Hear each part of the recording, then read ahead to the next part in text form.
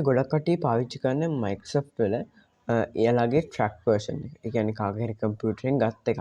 කවුරුත් මං හිතන්නේ ඒක පේ කරලා ගන්නවා කියලා. පේ කරන කට්ටිය ඇති. මම මේක වීඩියෝ එකක් කරන්නේ පේ කරලා නැති ට්‍රැක් එකක් යූස් කරන කට්ටියට.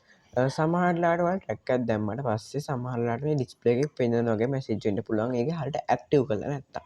ඉතින් ඒක හරියට ඇක්ටිව් කරන්නේ කොහොමද කියලා තමයි මේ වීඩියෝ එක. අද මම මේක කියලා දෙන්න යන්නේ විනාඩි 2කටත් වඩා අඩු කාලයකදී කොහොමද ටක් ගාලා ඇක්ටිව් කරගන්නේ කියලා. මම මේ කියලා දෙන විදිහට ඔයාලට Microsoft නෙමේ ඔයාලට Windows උනත් ලේසියෙන් ඇක්ටිව් කරගන්න පුළුවන්. එහෙනම් වැඩි කතා ඕනේ නැහැ. අපි යමු වීඩියෝ එකට. මේ next start එක. Let's go. හරි මුලින්ම ඔයා කම්පියුටරේ Chrome browser එකට යන්න. ගිහිල්ලා search කරන්න Windows Activate කියලා. ගිහිල්ලා search කරන්න Windows Activate කියලා.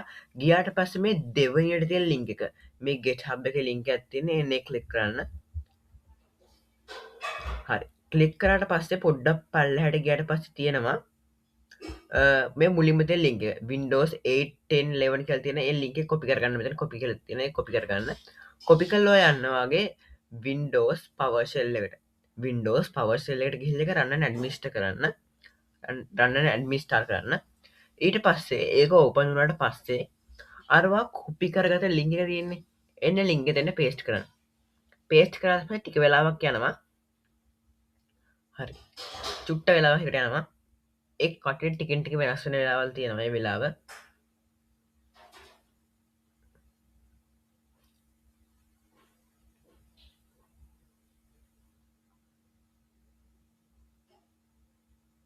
හරි ඊට පස්සේ මෙතන තියෙනවා ඔයා ක්ලික් කරන අංකේ ඔයාට Windows Activate කරන්න අංක එකද Office Activate කරන අංක දෙක ඒ වගේ තියෙන ඔප්ෂන් ඔයාට කැමති එක තෝරන්න පුළුවන් මම මෙතනින් එහා යන්නේ නැහැ මොකද මම මේක ඇක්ටිව් කරලා තියෙන නිසා මම මෙතනින් බෑක් වෙනවා ඔයාලා එතන තියෙන බටන් එක ඔබලා ඉතින් කන්ටිනියු කරලා ඉන්ස්ටෝල් කරන්න තියෙන්නේ ඉතින් ඊට පස්සේ ඔයාගේ Microsoft එක ඔටෝම ඇක්ටිව් වෙනවා. හරි නම් මේ වීඩියෝ හොඳයි කියලා හිතනවා නම් අපේ channel subscribe කරලා තියාගන්න. ඒ වගේම මේ වීඩියෝ හොඳයි නම් like එකක් දාගන්න, comment එකක් තියෙනවා නම් ප්‍රශ්න තියෙනවා නම් comment එකක් දාන්න.